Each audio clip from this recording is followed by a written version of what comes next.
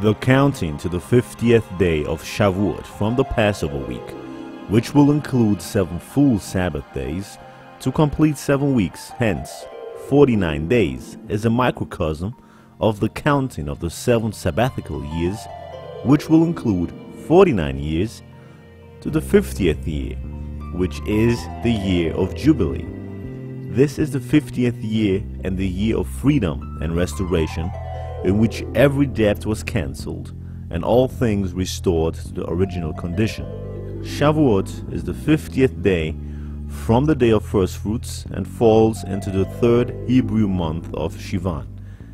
Israel received the Torah at Horeb in the 3rd month, and it is widely recognized as having been the day of Shavuot, since Israel left Egypt at Passover.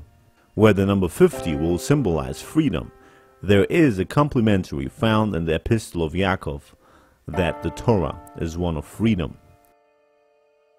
The giving of the Ruach, the Holy Spirit, also occurred on the very day of Shavuot.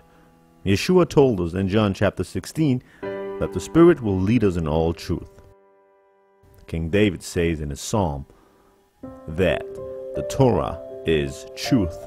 Thus, the Ruach empowers us to work in the life and truth of the Torah. Shavuot is indeed the day of our freedom as we believe in Yeshua.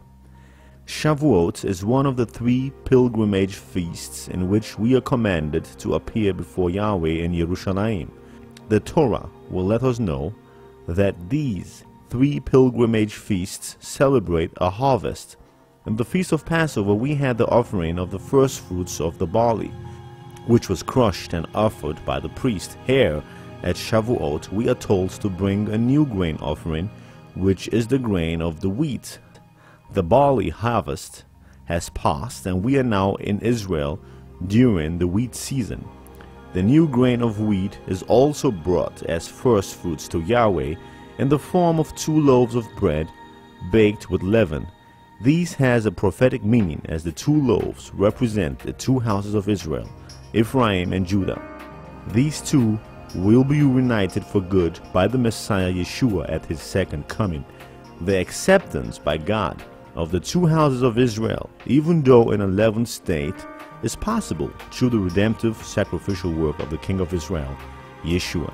The ushering in of the Messianic age is set forth by Yeshua on the day of Shavuot in Yerushalayim, as the Spirit of Yah is poured out on the worshipping disciples of Yeshua, who then in turn preached the message of the good news to the visiting Jews who had come up from all over the world to worship. They in turn were able to take the news of freedom and redemption back to their respective towns and countries. In a very simple yet unique way, the Almighty has used these events to contribute to the preparing of the rule of Yeshua from Zion in the millennium.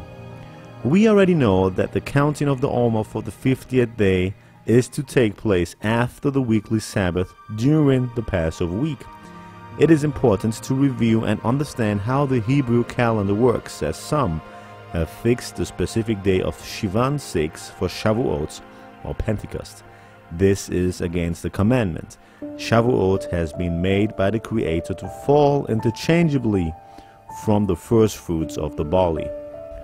In the Torah of Yah given to Moshe, we find an interesting equidistant sequence that shows us how the covenant of Yahweh signifies our freedom. In one instance out of the first book of Moses, each 50th letter spells Tav, Vav, Resh, He, which is the Hebrew for Torah. The same equidistant variation is found in the second book, Tav, Vav, Resh, He, to spell Torah. In the 4th book of Moses, the sequence spells backwards in Hebrew, He, Resh, Vav, Tav. Same thing in the 5th book of Moses, He, Resh, Vav, Tav, spells Torah backwards. In the central book of Moses, the scriptures relating to the priesthood, and the 3rd book, the sequence is 7 and spells the name of Yah, Yod, He, Vav, He.